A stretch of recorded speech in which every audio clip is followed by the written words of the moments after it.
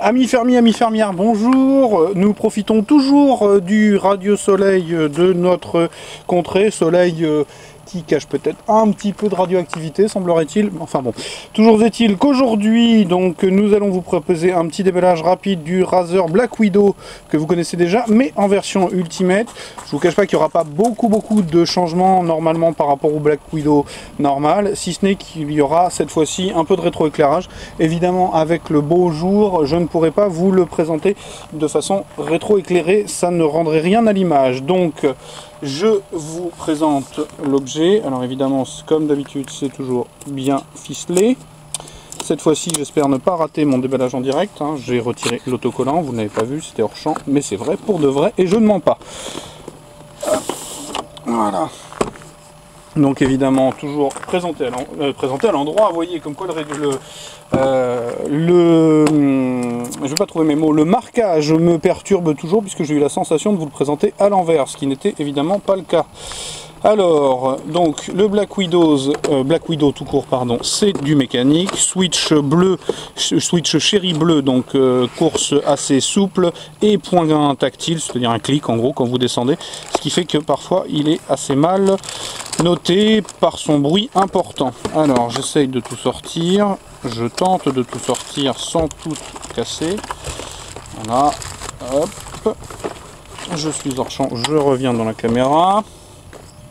Alors, le bundle, vous l'aviez déjà vu sur le Black Widows, comme d'habitude chez Razer, c'est beau, c'est propre, c'est achalandé. Donc on ouvre, pardon, on va trouver la petite félicitation, le certificat d'authenticité, pardon, le guide de démarrage rapide, le guide de démarrage pas rapide, les autocollants qui vont bien pour mettre sur le côté de la Mégane ou sur le capot de la tour, et le catalogue produit Razer. Voilà.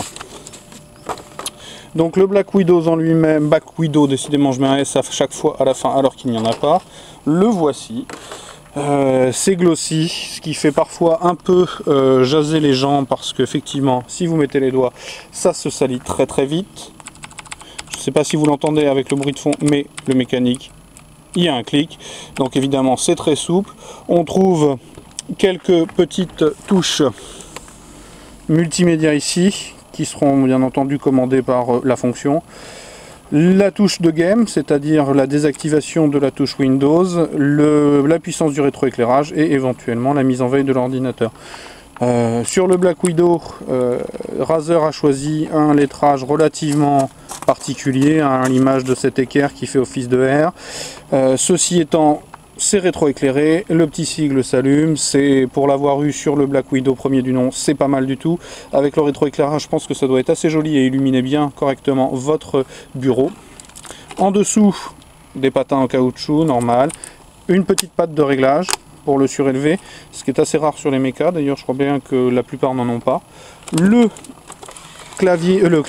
câble gros et tressé se termine par les USB d'alimentation et de répétition, pardon, je cherchais le mot, des USB ici, les prises son.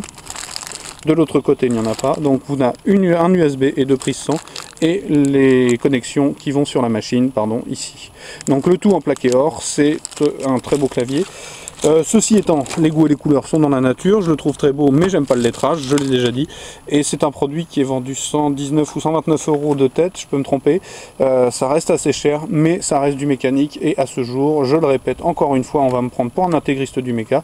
Je considère qu'il n'y a pas mieux pour taper ni pour jouer. Voilà, je vous remercie, à bientôt sur Cocotte Land et surtout sur Cocotte TV avec les bruits extérieurs. Merci, bonne journée.